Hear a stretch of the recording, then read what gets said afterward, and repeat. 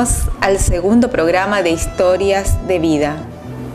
En esta oportunidad me toca entrevistar a un amigo de la casa, pero esta vez no va a venir a hablar ni de ética, ni de moral, ni de los precios, ni la inflación, ni historia de Paso de la Patria por ahora. Por ahora vamos a hablar sobre su vida, sobre su historia de vida.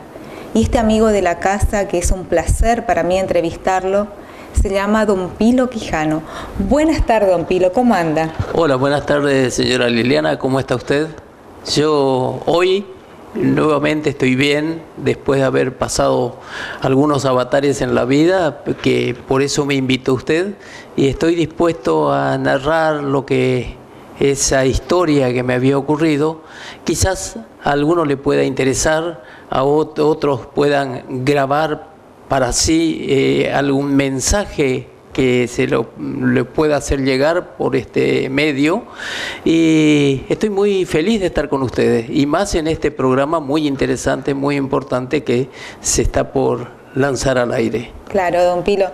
Como es costumbre, nosotros siempre a la mañana, porque solemos hacer el magazine, usted es nuestro columnista de todos los sábados, tomamos un matecito, así que yo me voy a atrever en invitarle un matecito para, como siempre, como que estamos en la radio, como estábamos en el magazine haciendo el programa, vamos a hablar, vamos a dialogar. Muy agradecido. Pero esta vez cuénteme, Don Pilo, ¿cómo fue que usted vino a vivir a Paso de la Patria? ¿De dónde son sus padres? Cuénteme una reseña breve de su pasado, de su Bueno, yo nací acá en Paso de la Patria. Soy oriundo de Paso de la Patria, en la casa donde vivo, he vivido toda mi vida. Mis padres, mi padre vino de San Luis del Palmar a ejercer como maestro, y conoció a mi madre acá en Paso de la Patria. Ella era la hija del dueño de la Carlita, el que mandó a hacer la casa La Carlita. Que también tiene su historia, la Carlita. Que también tiene una historia muy interesante, muy importante. Él era un inmigrante italiano que llegó por casualidad a Paso de la Patria, pero eso sería otra historia, y se quedó porque el barco quedó varado en un banco de arena, y nunca más se fue.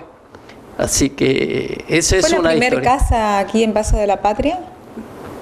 ¿Usted tiene conocimiento que la Carlita fue la primera casa aquí en Paso de la Patria? Sí, fue la primera casa de material que se hizo, la primera casa de material después de la inundación de 1905, donde según contaban que todo el pueblo de Paso de la Patria fue a buscar altura al médano, que en ese entonces era un médano de arena muy alto.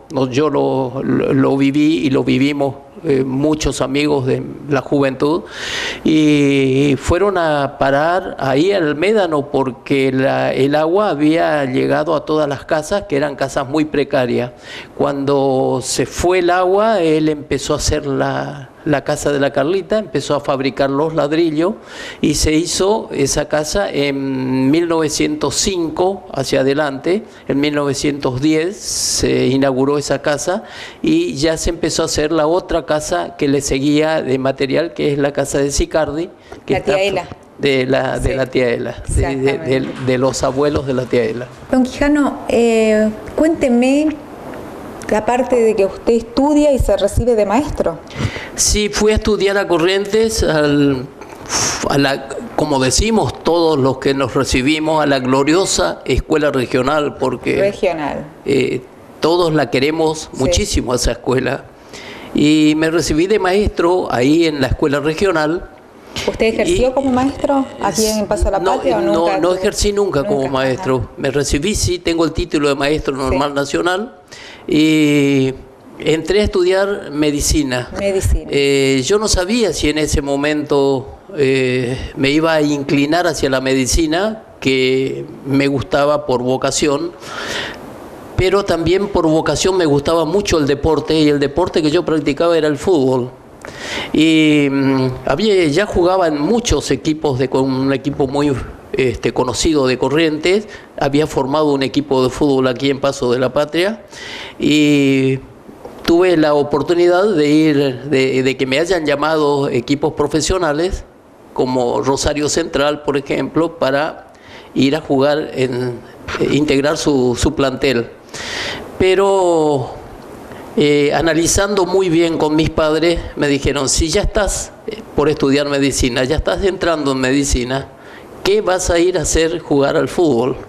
Claro. Entonces, mi amigo Modesto Báez, que es el padre del médico de acá de Paso de la Patria, no Lázaro, no es Lázaro, sino Modesto. Modesto, sí. Modesto, y el padre de la Mirta, odontóloga. Ah, de la odontóloga Báez. La odontóloga, él fue a probarse a Buenos Aires, fuimos los dos. Sí. Y él quedó y yo vine a estudiar medicina. Claro, las dos cosas demandan mucho tiempo, tanto medicina como practicar el fútbol. Claro, y mientras estudiaba medicina, me casé. Sí. Apareció el hijo. Sí. Y yo seguía estudiando medicina. Y un señor muy amigo en ese entonces de la familia, tenía mucho que ver, que marcó mucho mi vida, don Isidoro Redcosud, que tenía una droguería en Corrientes, contrata una entrevista con un gerente que había venido de Buenos Aires a tomar un hombre para un laboratorio. Y me presenté yo, nos presentamos muchas personas, y finalmente después de todos los exámenes que hicimos, quedé yo como el postulante primero, y después me tomaron como empleado de ese laboratorio. Yo pensé trabajar nada más que 6 meses o un año para juntar un poco de dinero, seguir estudiando, aguantar la familia, pero se me fue un poquito más el tiempo, me quedé 40 años. 40 años en el laboratorio. 40 años en el laboratorio. Toda una vida, realmente toda una vida. Bueno, y ahí comenzó todo la historia de vida real que yo quiero contar. Bueno, sí, me interesó cuando usted me dijo, ¿por qué? Porque las personas que por ahí perdimos a nuestros seres queridos, hay pruebas, hay cosas que te ocurren, que vos decís, existe el más allá. ¿Qué más? Pero nunca estamos conformes los seres humanos. Es como que siempre buscamos más respuesta, que sí, estás convencida, pero mañana amanece y decís, ¿y si no es así? Por eso necesitamos un testimonio. Sí, efectivamente. Cuando usted me dijo eso, Guijano, no me cuente nada, cuénteme en vivo y en directo para el programa que quiero hacer, y que gracias a Dios hoy estoy realizando el 2º programa.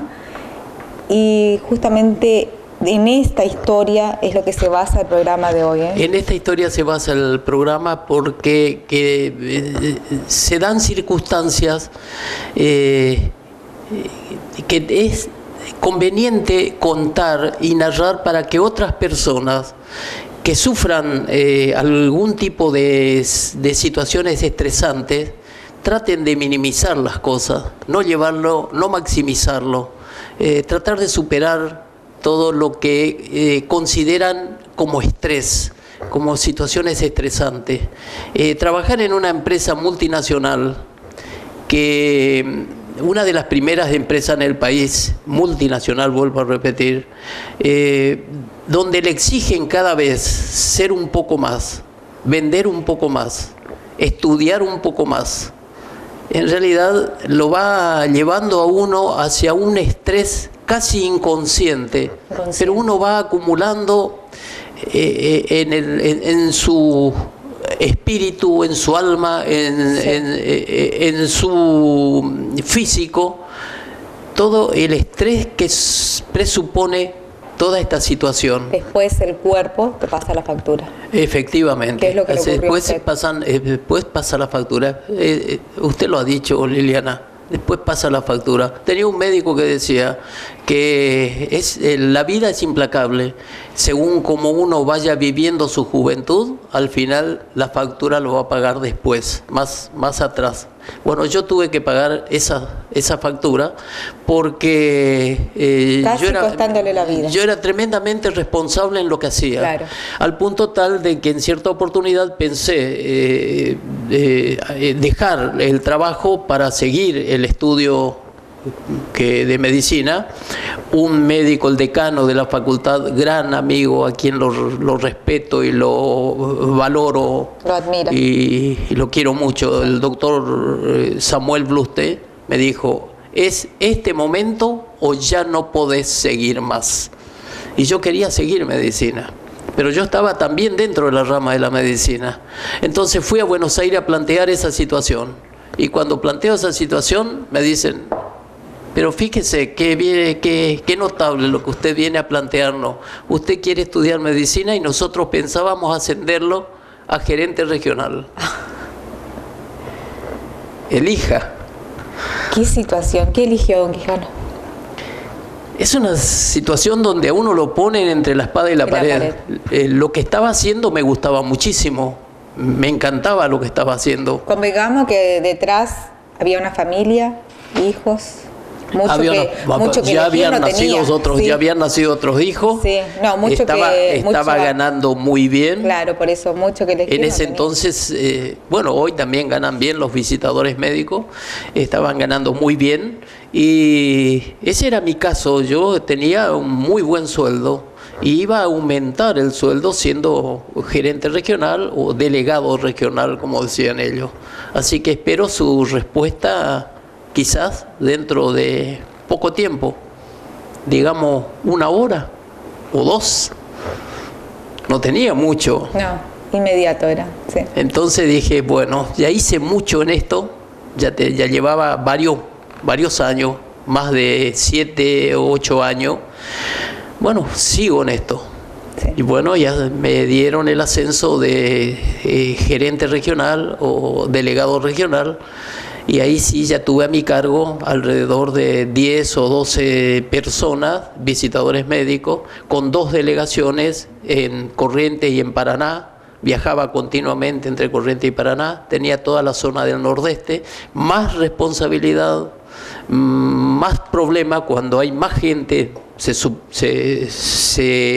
amontonan los problemas y traen más estrés, más necesidad de cumplimiento. Había que cumplir en zonas como Misiones, Formosa, Corrientes, Entre Ríos. Demanda más tiempo. Y demanda tiempo, no tenía descanso para nada. Y yo le decía que... ¿Qué es lo primero que uno hace de lado? Es a la familia. Sí, efectivamente, sí. Y había que viajar mucho. Y yo le decía a un gerente, yo me veo como el payaso de un circo que hace bailar los platos. Claro. Y todos los platos tenían que tener un buen rendimiento, ninguno tenía que caerse, claro. Ni Misiones, ni Formosa, ni Entre Ríos, ni Corrientes. Entonces, cada uno iba haciendo bailar los platos sin que se caiga ninguno. Y yo le decía, me siento así. Y la responsabilidad fue muy grande. Después, más adelante... me limitaron un poco la zona, quedé nada más que Nordeste, con Nordeste, ya Entre Ríos pasó a depender de Rosario, y yo me quedé con Nordeste. Ya era un poco menos el estrés y el cumplimiento, iba muy bien toda la zona, y en cierto y determinado momento de la empresa me pide que incorpore 2 hombres más al equipo que yo tenía, pero que sean muy buenos, honestos, trabajadores, todo lo que piden para que un hombre rinda como debe rendir en la zona, que sea reconocido por el cuerpo médico. Bueno, yo conocía mucho porque ya hacía mucho tiempo que conocía, y fui buscando a esa persona, busqué a los 2 más importante, a los 2 visitadores que ya estaban trabajando en otra empresa, que ya eran muy reconocidos en la otra empresa y que estaban ganando casi igual al sueldo que nosotros ofrecíamos. Entonces conversé con ellos y le convencí a uno primeramente de que venga a trabajar con nosotros, que le íbamos a respetar, que íbamos a tratarlo con todas las garantías del caso, que no iba a tener absolutamente ningún problema. Y efectivamente renunció, donde estaba otra empresa, otro laboratorio, un laboratorio nacional, y entró a incorporarse a nuestro grupo. Y al poco tiempo el gerente me dice, necesitamos el otro, que te habíamos pedido 2. volví a hacer el mismo trabajo con otra persona, ya de Resistencia, y lo incorporamos después de mucha discusión, lo incorporamos. Él era reticente, pero al final lo convencimos.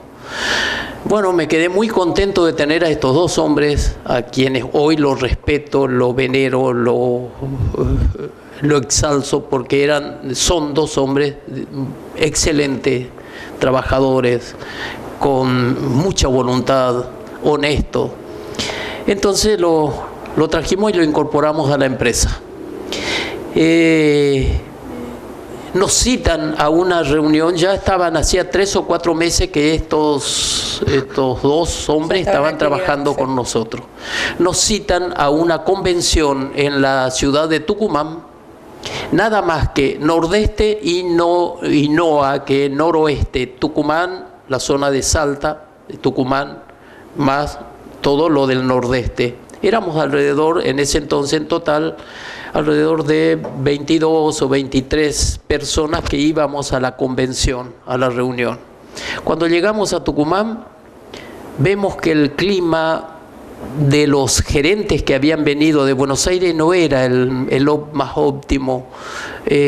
Nos trataban un poco distante. Lo primero que hicieron esa tarde que llegamos es informarnos cuál iba a ser el programa de prácticamente la semana de trabajo, y mañana vamos a tener una reunión informativa que espero que puedan sacar adelante las situaciones que se van a presentar. Y ya salimos con una preocupación de esa reunión. Esa noche todos comentábamos qué pasará, qué estará por plantearnos, qué nos dirá. No hemos vendido tanto, no se vendía tanto en ese momento. Bueno, nos van a pedir más venta. Bueno, eso fue lo que nosotros pensábamos. Claro, eran los tres, ¿no es cierto? Estas dos personas y ustedes los que asistieron a esa reunión. Exactamente. Y al otro día, cuando vamos a la reunión, ya vimos también que el clima no era el mismo. No era el mismo. Seguía, digamos, el clima tenso. Y yo, cuando tomé a estos dos hombres, le dije que el clima en la empresa era un clima muy familiar, claro, muy agradable. Claro. Y ya veía que ellos me miraban como diciendo, ¿a dónde nos trajiste? ¿Qué nos trajiste? ¿Por qué? Bueno, y yo hicieron un cambio grande, decidieron sí, también me empecé a tensionar parte de su un futuro, poco. Sí. Más aún cuando un gerente regional dijo, tenemos esta información. El laboratorio ha llegado a un cupo de ventas tanto que piensan que esa misma venta se puede lograr con 20 visitadores menos. Por lo tanto, también piensan que los últimos 20 que entraron, desgraciadamente van a tener que recibir el telegrama de despido. Y en estos 20 estaban los dos. Los dos, claro, que fueron los últimos en ingresar. Sin posibilidad de volver a la empresa anterior porque habían renunciado. Claro. Bueno, la mirada de estos dos muchachos hacia mí, no me voy a olvidar nunca. Y lo que yo sentí en ese momento era querer que la tierra me trague. Trágame tierra, sí. O pedirle disculpas, renunciar yo antes que renuncien ellos. A lo mejor si yo me iba podían quedar ellos. Eso pensaba. Y bueno, no sabía qué hacer. Cuando termina la reunión, por supuesto no me plantearon nada, no me dijeron nada. Yo me fui a reunir a la habitación con ellos y dijo, bueno, nos dejaste en la calle. Más tensión, más estrés, más problemas. Seguimos los días de reunión hasta llegar al último día en que terminó todo, pero ya no era lo mismo. Ya había algunos roces, ya había problemas, ya discutíamos. Y teníamos el vuelo de Tucumán para volver hacia Corrientes teníamos que tomar un vuelo de Tucumán que nos iba a llevar a Rosario. Tomamos el vuelo teníamos que estar en el aeropuerto a las 7 de la mañana y tomamos el vuelo alrededor de las 8. Ese vuelo nos informaron de que no iba a Rosario, iba a Salta, porque llevaban pasajeros para descender en Salta, iban a tomar pasajeros otra vez a Salta. Había una situación muy difícil con los vuelos y con los aviones, casi como siempre, ¿no? Vuelta, otra vez nos fuimos hacia Salta, de Salta volvimos y no sé por qué descendimos nuevamente en Tucumán, no sé por qué. Alzaron más pasajeros en Tucumán y nos llevaron a Rosario. A Rosario llegamos como a las 2 de la tarde. Y teníamos el vuelo a Resistencia a las 5:30 o 6 de la tarde. Llegó el vuelo hacia Resistencia desde las 7 de la mañana que estábamos en pie. Llegó el vuelo a Resistencia a cerca de las 7:30 de la tarde. Llegamos en Resistencia, nos despedimos como pudimos. Una tensión tremenda. Tomamos un remis, volvimos a Corrientes y yo vine destrozado a mi casa. Cuando llego, mi esposa me dice: ¿qué te pasa? ¿Qué te fue tan mal? ¿Qué ve? Te voy a contar, pero de a poco, le digo, porque no estoy en condiciones de narrarte todo. Claro. En ese momento tocan el timbre de mi casa. Los amigos del barrio, que habíamos formado un equipo de fútbol para jugar a la noche, jugábamos a la noche con un equipo de profesionales, de visitadores médicos. Te estamos esperando porque vos no venías y justo llegaste, mirá que acompañanos, mirá que vos tenés que jugar esta noche, tenés que jugar con nosotros. No vengo mal, no vengo con el ánimo dispuesto para jugar, no vengo con el ánimo dispuesto. Y viene mi señora y me dice: mirá, andá, sacate las tensiones, andá, sacate un poco esta tensión que estás trayendo. Y después conversamos, después vemos qué es lo que pasa. Bueno, busqué mi equipo, vayan, yo ya les sigo, saqué el auto y me fui a la cancha donde jugaba. Justo estábamos 12 jugadores, no habían más que 12, pero uno no quería jugar, no sé por qué, así que tuve que entrar a jugar. Terminó el primer tiempo de ese partido y yo ya me sentía muy cansado, pero yo ya venía cansado anteriormente. Claro. Yo subía una escalera y me cansaba mucho al subir una escalera, yo ya venía cansado. Y termina el primer tiempo y le digo: entra por favor porque yo ya no doy más. Yo vengo muy mal de la reunión, de la convención, y no me dan las piernas para seguir jugando, porque efectivamente no me daban las piernas. Y me dice este muchacho: mira, yo no estoy en condiciones, yo estuve enfermo, me levanté casualmente para venir a este partido, para ver este partido, pero yo no estoy en condiciones. ¿Por qué no entras y hacés número, aunque más no sea? Bueno, entré a jugar ese segundo tiempo, que fue un calvario, y cuando ya estaba por terminar el partido, nuestro arquero me pasa una pelota en el área nuestra y yo corro por esa esquina, por ese costado de la cancha, y hago alrededor de 60 metros con la pelota en los pies. Y ahí ya me sentí desfallecer en esos 60 metros. Ya no pude conciliar más nada, ya no pensaba absolutamente nada. Veo que un amigo, un compañero va al lado mío, le paso yo la pelota para que él siga, y yo miro el piso. La cancha era un poco tierra, otro poco pasto seco y otro poquito de pasto verde. Me acuerdo como si estuviera viéndole hoy. Cuando miro yo el piso, busco a dónde voy a caer y pienso: ¿cuál es el mejor lugar para morir? Ese es el primer pensamiento que yo tuve en ese momento. Sentía morirse. Sentí caer y que si yo me voy a caer voy a morir. ¿Cuál es el mejor? La tierra no era el mejor. El pasto seco no era el mejor. Había un poquito de pasto verde. Sí. Entonces me cruzo hacia el pasto verde, que estaba casi sobre el borde de la cancha, Y ahí yo no sentí cuando me caí, pero me caí sobre esa zona y empiezo a ver la luz, las luces de la cancha que empiezan a dar vuelta como un tirabuzón, hasta que pierdo el conocimiento total. De ahí viene todo lo otro. Cuando yo caigo en ese momento, ya desfalleciendo prácticamente, siento como que me elevo, que salgo del cuerpo, su cuerpo, como que me elevo, y empiezo a experimentar una paz tan intensa, una paz tan distinta a cualquier otra paz que uno puede tener. Uno puede sentarse a orillas del río, a ver correr el agua, a mirar un paisaje, a sentirse feliz y contento, pero no es la misma paz que yo sentí. Es una paz distinta. No sé cómo explicarlo, pero es una paz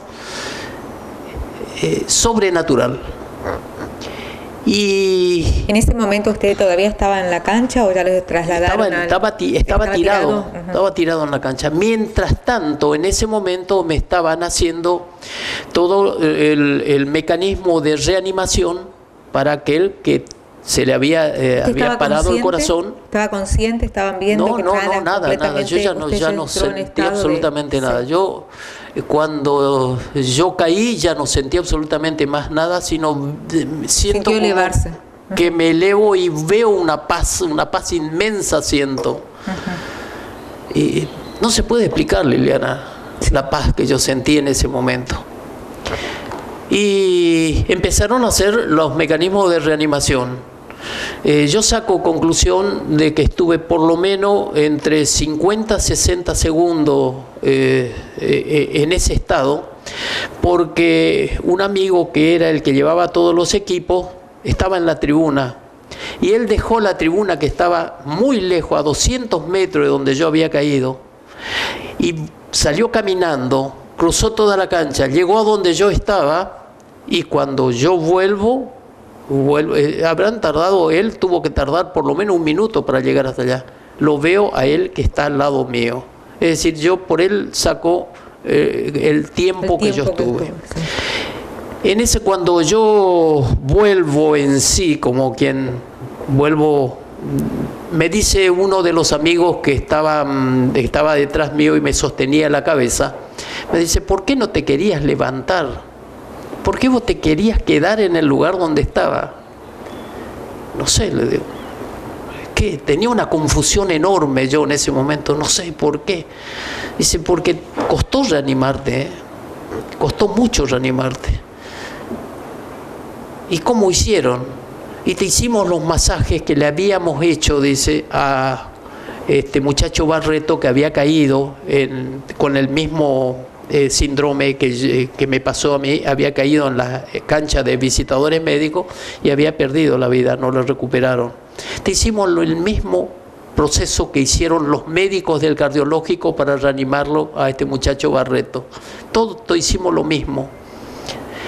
Y al final me dice: no recuperaste. Y uno de los muchachos dijo: ¿te acordás que uno de los médicos había mencionado que lo que había que hacer era un electroshock para que el corazón vuelva de nuevo a funcionar? Y no había ningún electroshock. Dijo este muchacho: déjame que yo le voy a hacer el electroshock. Y dice que me pegó una trompada en el pecho y no pasó absolutamente nada. Y entonces le dijo: mira, la última que le pego, si no se reanima, ya no hay nada para hacer. Ya no hay más nada que hacer. Y me pegó la última trompada. Y ahí reaccioné. Cuando yo miro, yo tenía una disputa con este muchacho por razones del fútbol. Ah, claro. Yo estaba enemistado con él, claro, y él conmigo. Sí. Y cuando yo lo miro, te salvó la vida. Él fue el que me reanimó. Cuando yo lo miro, le digo: ¿por qué me pegás? Si yo no podía defenderme. Yo le quería decir: yo no me puedo defender y vos me estás pegando. Y me dice: no, te reanimé, me dice.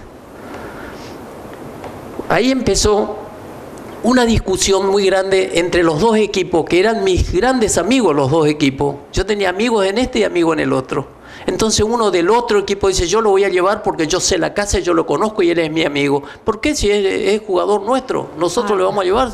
No, yo lo voy a llevar porque yo tengo el auto de afuera. Yo también tengo el auto de afuera y tenemos el auto de él que lo vamos a llevar. Y le digo, por favor, esa discusión que están haciendo es terrible. Yo vengo de un lugar de paz tan grande y entré de golpe en una disputa, en una discusión.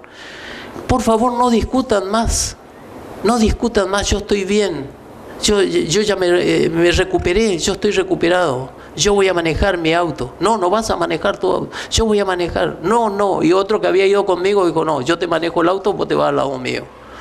Me fui a mi casa pensando, sin hablar una sola palabra, pensando lo que me había ocurrido. Se terminó todo ahí, el partido, todas las cosas. Obvio, sí. Y cuando llego le veo a mi hijo que ya se había recibido de médico y le digo, ¿por qué no me tomás la presión? Porque me caí en la cancha, como un desvanecimiento, le digo. Me dice, te veo muy pálido. Entonces me toma la presión y me dice, la presión está bien, pero tenés una taquicardia imposible de parar. Vas a tener que tomar, te pegas un baño y tomás un tranquilizante y te acostás. Entonces hice lo mismo, pegué un baño, tomé un tranquilizante y cuando él vino de nuevo para tomarme otra vez, para ver si había bajado la taquicardia, yo ya estaba dormido. Pasó esa noche, mi señora vino tarde porque tenía una reunión con las amigas esa noche y yo no le sentí. Y al otro día, cuando yo me levanto, vino un empleado que teníamos nosotros, un albañil, y había que comprar cosas en una chacarita. Yo le acompañé, me dice, pero estás muy pálido. Sí, le digo, anoche me pasó esto. Pero ¿y por qué no te fuiste al cardiológico? Voy a ir el lunes, le digo, porque sí, me voy a hacer un estudio. Qué increíble, después de haber padecido eso, fue a su casa y no a hacerse un control. Eso fue lo peor que me pasó. Pero después de eso, vino otros amigos, yo le conté, y sí, pero son cosas del fútbol, ustedes cuando se ponen a tomar, ahí cuando termina un partido. Usted, don Quijano, que quería estudiar medicina, que estaba en un laboratorio trabajando, ¿cómo no pidió ir al cardiológico para hacerse los estudios correspondientes? Liliana, eso es lo que yo me pregunto y mis amigos se preguntan también, ¿por qué no te llevamos? Porque ninguno de sus amigos tampoco fue capaz de decir, ¿por qué no te llevamos esa noche al cardiológico? Claro. Porque yo le dije, yo ya estoy reanimado, ya estoy bien, ya me siento bien. Fue un colapso, le dije, ya estoy bien, fue todo el estrés que vengo recibiendo desde hace una semana y eso fue lo que hizo crisis en este momento. Esa es la factura que estoy pagando. Bueno, estamos almorzando con mi esposa y le digo, siento un dolor muy fuerte en el pecho. ¿No me habrán roto una costilla anoche?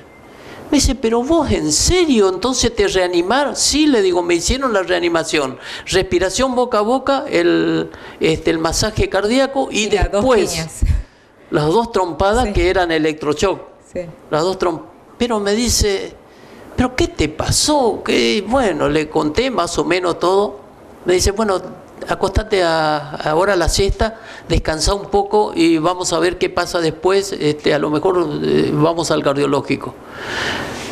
A las 4 de la tarde me despierto y a las 4 de la tarde se jugaba una final de un campeonato donde jugaban los visitadores médicos contra los médicos del Instituto de Cardiología de Corrientes.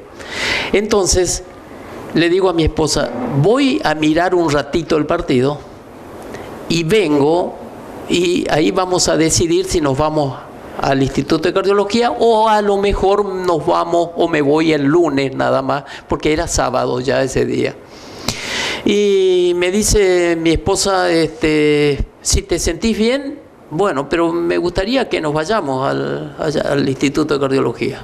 Bueno, pasó, me fui a mirar el partido y habían terminado 0-0 visitadores contra los médicos del Instituto de Cardiología. Y uno de el que me sostenía la cabeza y que me decía, no te querías levantar de ese lugar, me dice, mira, hablé con Obregón, Ricardo Obregón, un médico del Instituto de Cardiología, todos eran muy amigos porque jugábamos todo el fútbol juntos. Y me dice, le conté más o menos lo tuyo. Entonces él vino y me dijo, Pilo, ¿qué te pasó anoche? Y le conté todo lo que me pasó. Y me dice, no, tenés que estar ya en el instituto porque el que hace un síncope no pasa 24 horas que vuelve a tener otro, no tan agudo, pero vuelve a tener otro síncope. Y ya el otro sobre el primero, ya no vas a aguantar. Sí. Así que subí a mi auto, yo te llevo. Él estaba equipado con zapatos, con los botines, pantalón corto, yo te llevo. No, le digo, yo tengo mi auto acá, bueno, yo te sigo. Y yo pensaba que el yo te sigo era una cosa, era un decir. Yo vivo camino, la cancha estaba camino a mi casa, había que pasar por frente a mi casa para ir hasta el instituto. Entonces pienso yo, ahora cuando llego cerca a casa voy a acelerar un poco, doblo a la izquierda y entro en mi garaje y no me saca nadie de casa. Pero ¿Usted no se quería ir todavía? Yo no me quería ir todavía. Y cuando veo en el espejo que el auto del médico estaba pegado a mi auto, el auto de los otros dos visitadores venían atrás del auto del médico, venía otro amigo detrás del auto del médico, venía en una caravana, entonces digo, yo no puedo hacer esto. Yo, me debo a ello. Sí. Bueno, me fui y dejé mal estacionado el auto como para decir, ahora tengo que salir para ponerlo bien. Y entonces me hacen entrar a la sala de emergencia y me atiende la doctora de guardia, Eva Fernández, me acuerdo muy bien, le agradezco mucho. Eva es un amor, es la esposa del doctor Poser del Instituto de Cardiología. Y ella me atiende, me revisa, estaban los amigos al lado mío, y anota cosas y se va. No me dice nada, le cuento, me pregunta qué le pasó, le cuento todo nuevamente y se va. Y pasaron 20 minutos y no venía. Y le digo yo a uno de los muchachos, ¿se habrá ido a abrir algún libro para estudiar un poco? Porque y lo que estaba haciendo era convocar a varios médicos. A los 20, 25 minutos vinieron. Gravísima era su situación, ella con y usted 3 idea. Médicos más. Qué bárbaro. Y ahí me rodearon la camilla. Déjennos solos. Y al rato Obregón se fue a la casa a cambiarse y al rato llegó otra vez para ver. Sí, pero yo entonces estoy muy grave, le digo a Obregón, estoy muy grave, todos están alrededor mío. Sí, me dice. Sí, estás. Y bueno, ahí me asusté muchísimo. Bueno, me dice, bueno, Quijano, vamos a continuar los estudios. Vos tenés en este momento tal cosa, tuviste un síncope cardiorrespiratorio, no sé cómo estás vivo, por lo que encontramos nosotros no tendrías que estar vivo, un dilatamiento del ventrículo derecho, del ventrículo izquierdo, que es el que bombea la sangre, un dilatamiento muy grande, porque la sangre no podía bombear, porque no podía pasar por la válvula aórtica. No pasaba, entonces tenía que bombear 3 veces con más fuerza que lo que naturalmente bombea la sangre para mandar 5 litros al organismo, al cuerpo. Entonces me dice, vamos a hacerte un estudio, vamos a hacer un estudio muy minucioso y te vas a tener que quedar acá en unidad coronaria. Entonces le di la llave a otro amigo que estacione bien el auto, me lleve a casa y me dejaron en la unidad coronaria esa noche. Yo le pedí al médico, al doctor Badraco, le dije, Conejo, muy amigo también, Conejo, quiero ver el partido de esta noche que juega la final Boca contra Ñul. Me dice, no, quédate tranquilo, te ponemos el televisor ahí en la sala donde vas a estar, quédate tranquilo, en la sala te ponemos un televisor. Bueno, cuando me ponen en la sala, se fue él y le digo, ¿y el televisor? Y ahí tenés 3, me dice. Uno marcaba la presión arterial, otro marcaba la cantidad de oxígeno y otro marcaba los signos vitales. Ahí tenés 3 para divertirte. Bueno, me quedé ahí y me pusieron un calmante, un tranquilizante y me dormí un poco, pero me desperté enseguida. Y ahí empecé a pensar qué es lo que me había ocurrido.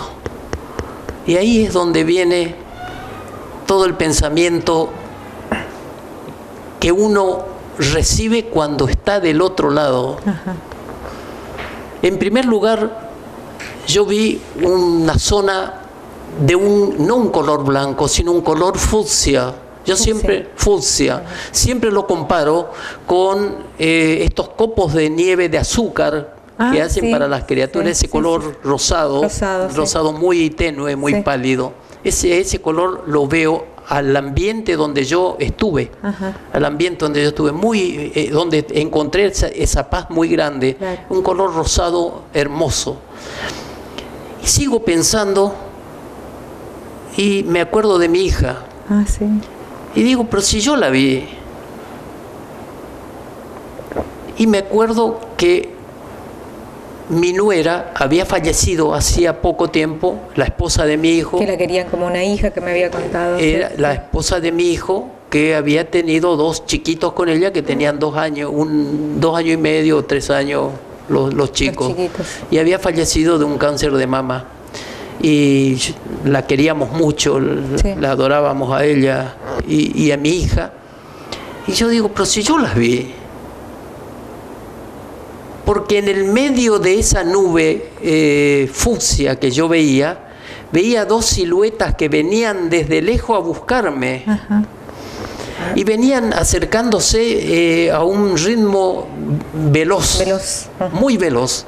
Y ya estaban cerca de llegar a donde yo estaba y estaba feliz. Yo sabía, no la veía los rostros, no se ve el rostro, únicamente la silueta, pero uno sabe quién es. Ajá. Yo las veía a ellas, las 2, que venían a buscarme. ¿Su nuera hacía poquito que había fallecido? Mi nuera hacía poco y mi hija hacía un poco más. Entonces, ahí pienso, con razón me decía este muchacho que yo no me quería levantar. Y yo no me quería levantar porque estaba esperando que lleguen a donde yo estaba o a buscarme a mí en ese momento.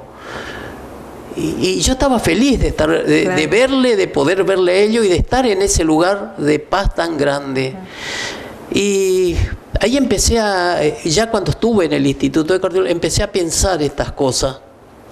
Que después se iban sucediendo los estudios, llegaron a que yo tenía completamente obstruida la válvula aórtica, no pasaba sangre por la válvula aórtica, por eso se produjo el colapso respiratorio, el paro cardiorrespiratorio, y empecé a pensar todo esa situación que yo viví del otro lado.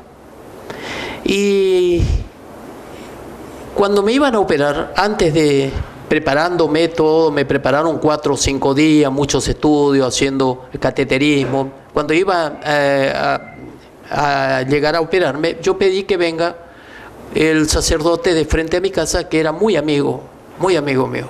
Quería hablar con él. Entonces le conté todo esto. Y me dice, nadie entra por la misma puerta al cielo, o a donde sea. Claro, porque se escuchó historia de que por ahí se ve un prado verde. Un prado verde, una luz muy intensa, blanca. Nadie entra por la misma puerta. Pueden entrar por una, pueden entrar por otra. Y eran 2 mujeres, y esto, seres queridos, que una es su hija. Exactamente, y su nuera, sí. Eso me dijo el sacerdote. Vos entraste, se llama eso, lo que vos viste, la puerta de la Virgen. Claro. Vos entraste a esa zona por la puerta de la Virgen. ¿Por qué entraste a la puerta de la Virgen? Porque querías ver a estas 2 personas que estaban habitando ese lugar. Claro. Y entonces uno piensa, lo que antes yo decía, quizás no sea tan cierto que podamos ver que hay algo más después de la muerte. Yo pensaba, dudaba. Todos dudamos. Sí. ¿Será cierto? ¿No será cierto? Pero yo en ese momento me convencí de que algo más tiene que haber. Porque si no, no hubiera vivido esa situación. Claro. Esa situación para mí fue determinante en mi creencia. Porque ¿por qué hoy puedo decir, no existe un más allá? Si yo prácticamente vine de un más allá y estuve por encontrarme con otras personas. Nada más que los mecanismos que hicieron para reanimarme me llevaron nuevamente a la vida. Tuve suerte, digo yo. Otros no volvieron. Sí. Tuve suerte. Quizás muchos decían, sí, tenés muchas cuentas que pagar todavía en este mundo. Porque dicen que acá se paga, ¿no? Así dicen, que acá tenemos que pagar todos. Bueno, y ahí me llevaron a la sala de cirugía, ya posteriormente a todo. Todos mis hijos alrededor mío, mi esposa, y ahí se ocurre un hecho muy gracioso, que yo siempre suelo intercambiar chistes ante las situaciones difíciles. Sí. Siempre me dicen que suelo caracterizarme por eso. Me llevaban en la camilla hacia el quirófano y justo decía quirófano allá arriba, una luz, y cuando iba a traspasar la camilla iban mis hijos acá y mi señora allá atrás. Le digo, Cristian, el que me llevaba en la camilla, pará. Le digo, y le veía a mis hijos serios, bien, le digo, mira, si es que no salgo de este quirófano, ustedes no digan que me morí por el problema del corazón, sino digan que tuve SIDA. ¿Por qué? ¿Por qué, papá? Me dice mi hija. Pues vamos a ver quién es el corajudo que se anima con la viuda, le digo. Ay, no. Bueno, ahí se rieron todos, pero andá vos. Bueno, así entré al quirófano. Bueno, me explicaron todo lo que iban a hacer. Realmente era una circulación. Me sacaron toda la sangre del organismo, mandaron a una máquina corazón-pulmón. Entonces trabajaron tranquilos durante el tiempo que duró la cirugía. Después volvieron con heparina, la sangre mezclada para que no se coagule, volvieron a introducir al cuerpo. Bueno, salí de ahí, entré a las 8 de la mañana y recién volví a tomar conocimiento otra vez alrededor de las 7 de la tarde, cuando le vi a mi hija al lado que me dijo, bueno, no vamos a decir nada. No pasó nada. No pasó nada. No pasó nada. Bueno, y eso es la historia de vida que quería contar, y que sobre todo por aquello de la fe que uno puede o no tener.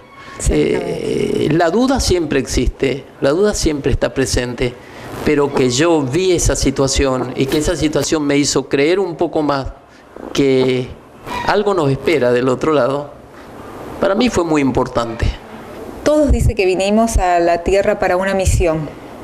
Y si usted todavía no fue al otro mundo, debe ser porque todavía tiene que misionar acá. Seguramente. Y justamente hoy lo hizo con su testimonio para ayudarnos a los que necesitamos, no sé si creer o convencernos, quizás la palabra correcta, de que existe un más allá, de que existe el cielo, de que existe una mejor vida, o una vida, digo yo, porque a lo mejor hay otra vida. Yo le quiero comentar también que usted se manifestó, vivió esa experiencia a través de la muerte, porque estuvo muerto realmente, 60 segundos, un minuto. Yo siento que estuve ese minuto. Cuando fallece mi esposo, mi hijo lo sueña, el mayor, Ale. Sí. Y dice que lo vio con su abuelo, sonriente los dos, en un lugar verde. Me comentó cómo era el lugar, entonces yo lo llamo a mi cuñado, que es el hermano de Patricio, y me dice que el lugar ese, así como yo lo describí, como vio mi hijo en el sueño, sí, que era su papá y el hermano cuando iban a trabajar en los molinos. Ajá. No sé de dónde sacó eso Ale, cuando vio, cuando se le comentó, jamás. Entonces a él se lo manifestó a través de un sueño, usted a través de esa experiencia que vivió. Sí, todos tenemos una experiencia de vida que nos marca, y pese a que uno a lo mejor no tiene dudas, sí, pero al convencerse uno mismo, primeramente autoconvencerse y contar esto que yo estoy contando, es muy probable que otras personas también acepten. Y diga, qué notable, a lo mejor a mí me puede ocurrir una cosa como esa. Claro. Pero es una historia que a mí me sirvió mucho. Yo mismo cambié mi pensamiento con respecto porque usted seguramente, al más allá. Con tanto dolor al perder a su hija de 14 años, realmente, no tenía la paz que estaba buscando. A lo mejor esto fue para demostrarle de que esa es la palabra, esa es la palabra. Y yo pienso que si en un momento dado, porque nosotros no estamos para toda la vida, no estamos perennes aquí en la tierra, cuando tengamos que irnos, yo sé porque experimenté qué es lo que voy a recibir. Y no es nada desagradable donde yo estuve. No quería volver. No es nada desagradable. No quería volver, esa paz que no me pudo explicar usted, que esa paz que sintió. No quería volver, pero no sé si marca un poco el egoísmo o algo, pero yo no pensaba en las personas que en ese momento habitaban esta tierra. Yo no pensaba en mis hijos, en mi esposa, en mis amigos, no pensaba en nada. Yo estaba pensando que quería ver a estas personas que venían desde lejos, como me decía el sacerdote con el que yo había tenido esta conversación, están muy altos. Por eso no venían, no llegaban nunca. Padre, ¿por qué no los vi? ¿Por qué no llegaron donde yo estaba? Porque están muy altos. Claro, están altos. Estaban muy altos. Pero usted ya sabía que eran sus dos hijas, una del corazón y la otra biológica. Bien que eran ellos los que venían. Claro. Y entonces, bueno, creo que yo iba a tener el tiempo suficiente para esperarlo a que lleguen cuando ellos querían llegar, cuando ellos debían llegar. Así que cambió mi forma de pensar con respecto al más allá, al punto tal que hace poco fui operado de un problema muy serio y yo no tenía miedo de que algún día, tarde o temprano, tenga que estar allá, que pasar al otro. Porque usted sabe que lo que le espera allá es hermoso, es maravilloso. Es maravilloso. Bueno, no sé cómo agradecerle, don Quijano, por su testimonio. Liliana, por favor. Cuesta mucho porque hay muchas emociones, tanto de parte suya como de parte mía, que lo mío es tan reciente. Y me cuesta mucho hacer este programa. Sí, yo creo que sí. Va a tener que tener mucha fuerza en muchos momentos. Va a tener que sacar toda esa fortaleza que a uno le da las personas que a veces no están con uno, pero que lo guían, esa fortaleza del más allá, y va a tener que enfrentarse a situaciones muy difíciles en este programa. Ojalá que le vaya todo muy bien. Lo importante es que esto queda todo grabado. Y aquí está su testimonio, su testimonio que hoy lo pudimos capturar, Liliana, y que queda en la historia, porque este programa justamente se trata de eso, de historias de vida. Muchísimas gracias, don Quijano. No, por favor, le agradezco, Liliana, este momento. Pasé muy bien, estuve muy bien con usted. En un momento dado me emocioné y pasé muy bien. Le agradezco mucho este momento. Bueno, nosotros nos encontramos entonces en el próximo programa de Historias de Vidas.